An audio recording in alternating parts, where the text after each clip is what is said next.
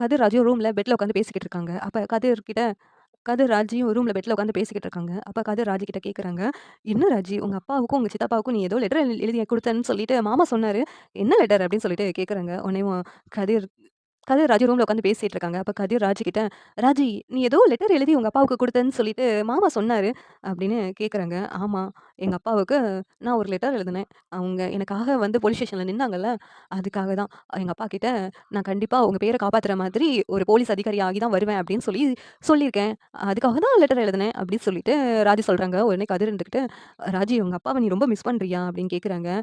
பிறகு, "அப்பாவ நான் மிஸ் பண்ண மாட்டேனா? அவர் என் மேல எவ்வளோ பாசம் கொட்டி வளர்த்தாரு. ஆனா அதெல்லாம் நான் மதிக்காம பெரிய தப்பு பண்ணிட்டேன்ல." அப்படின்னு சொல்லிட்டு கதிர் கிட்ட ராஜி சொல்றாங்க. "சரி ராஜி, அதெல்லாம் ஒரு நாளைக்கு மாறும். இன்னைக்கு உனக்காக போலீஸ் ஸ்டேஷன் வரைக்கும் உங்க அப்பாவும், உங்க சித்தப்பா வந்திருக்காங்கல்ல, கண்டிப்பா அவங்க உன்னை ஏத்துக்குவாங்க." அப்படி சொல்லிட்டு சொல்றாங்க கதிர் இருந்துகிட்டு. உடனே ராஜி இருந்துட்டு, "ஆமா, எங்க அப்பா என்ன ஏத்துக்குவாங்க. ஏன்னா, நான் அனுப்புன லெட்டர எங்க அப்பா மாத்தி மாத்தி படிச்சுக்கிட்டு இருந்தாங்கன்னு சொல்லிட்டு சித்தப்பா சொன்னாங்க. கண்டிப்பா எங்க அப்பா என்ன ஏத்துக்குவாங்க."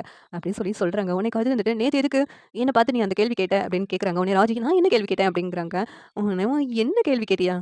நீங்க இந்த ரூம்ல இருந்தா என்ன பண்ண போறீங்க? நீங்க கீழ படுத்து தூங்கிருவீங்க. நான் மேல படுத்து தூங்க போறேன். இதானே நடக்க போகுது." அப்படின்னு சொன்னேன்ல. "எதுக்காக அப்படி சொன்ன?" அப்படின்னு கதிர் கேட்குறாங்க. "எதுக்காக சொன்னேன்னு உனக்கு தெரியாதா? ஏன் இப்படி என்கிட்ட கேட்டுட்டு இருக்க?" அப்படின்னு ராஜி கண்டுக்காத மாரி பேசிட்டு இருக்காங்க. உடனே கதிர் இருந்துகிட்டு, "இங்க பாரு, நீ சொல்லு. சொல்ல போறியா இல்லையா?" அப்படின்னு சொல்லிட்டு ராஜியோட கைய பிடிச்சுட்டு சொல்லிக்கிட்டு இருக்காங்க. உடனே ராஜியோட கைய பிடிச்ச உடனே ராஜி அப்படியே ஃப்ரீஸ் ஆயி நின்னுட்டு இருக்காங்க. கதிரும் பார்த்துட்டு இருக்காங்க.